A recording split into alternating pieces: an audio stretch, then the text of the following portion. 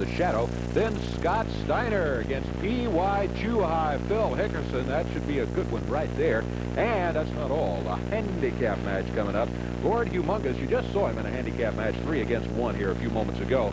This one a little different, though. Look at his opponents. Shogun and Samurai, the Japanese team, and an even worse handicap. Tojo Yamamoto, of course, will be in the Japanese team's corner. They will be going against Lord Humongous in the handicap match on Monday night.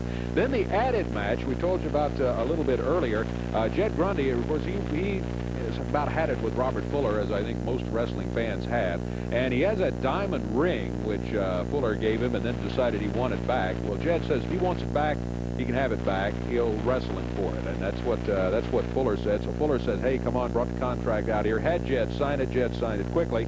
But the best we can determine from what Fuller is telling us, there's fine print in the contract that says the ring will be placed on a 30-foot pole. So in other words, Grundy would have to climb the pole in order to get the ring.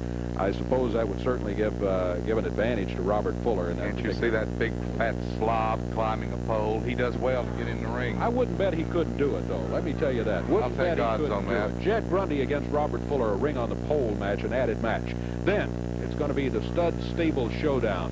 6-man match. Got some return action here as the team of Robert Fuller, Action Jackson, and Dutch Mantell will be going against a very upset Jeff Jarrett and the Mason-Dixon connection, John Paul and Tracy Smothers.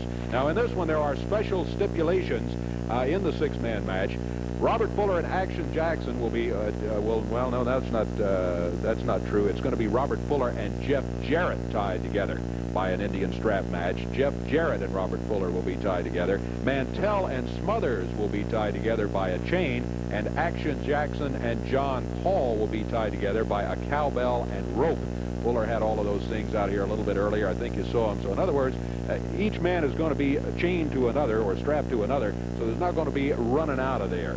So it should be a most interesting 6-man match, and especially when you add to the fact all those half-truths that Fuller was out here telling about Jeff Jarrett and Jeff's father Jerry. It certainly promises to be an exciting Stud Stable Showdown at the Mid-South Coliseum. It's not all. Final match of the night. The World Unified title on the line as Jerry Lawler continues to defend it.